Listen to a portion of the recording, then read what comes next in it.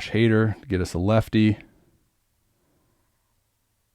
So same thing here in regards to what Hader does. And Hader's a cool visual as well, because he's going to be a lot more rotational than somebody like a Cole. Comes down, even though his acceleration rate, and this will be a good one too because of that front foot positioning that we talked about, even though his acceleration rate is drastically higher, right? A lot more violent, you would say, than a Garrett Cole. You can see that still the lead leg is neutral, right? It's not forcing acceleration. Acceleration is coming from the efficient loading pattern of the drive leg, and the lead leg is a byproduct. And now, as I mentioned, this is a cool kind of concept here in regards to how sensitive mechanical screenings of guys can be, because let's put it this way. If this foot positioning and this lead leg positioning was replicated by somebody else that we knew, wasn't as efficient with their mechanics as a Josh Hader, but instead of having this type of posture with the drive leg, this hypothetical player that we're referencing, if his drive leg, say, was like, folding down here as his lead leg was like that, then we have that issue. But Hader has the ability to have a lot of acceleration going forward, but still hold the ground with an efficient loading pattern of the drive leg. So as I mentioned with the foot positioning, that's always something to take note of as well. It can always be something, see how his front foot's a lot opener. That's not a word, is it? It's got to be a word. More open than Cole. But good timing of the drive leg. I know we're not doing a drive leg segment, but this is just when we look at timing and positioning. Hips internally rotate as the hand comes up. And now you can see that he's positioned himself accordingly. And I know I use that phrase a lot, and it probably can get misinterpreted as far as what does accordingly look like. Hips positioned at a roughly 45 degree angle. So slightly open, but not fully open at anchor point.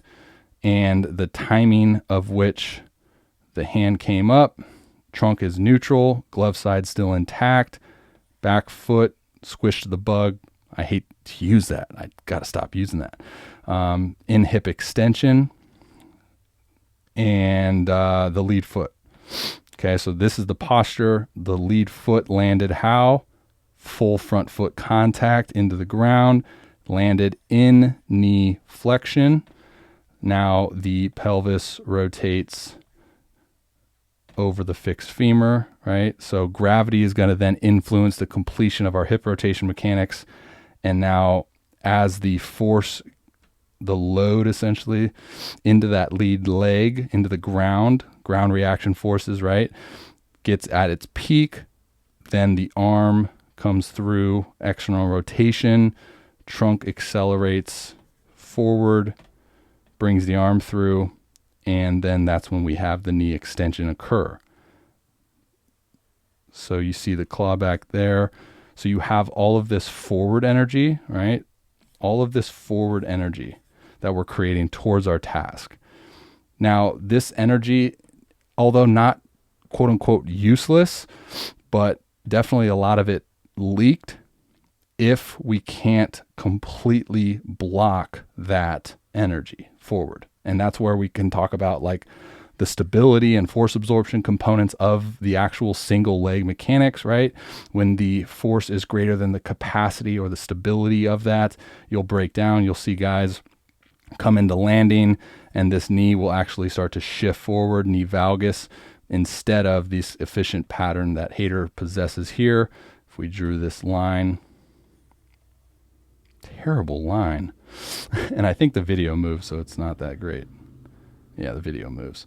But if you had a video that wasn't moving and you're screening somebody, you could draw a line as soon as their lead foot anchors into the ground and then does that knee shift forward, all right? It's a good component of it too. And then, boom, lead leg blocks, hip extends. Late launch, chest over the lead knee, and boom.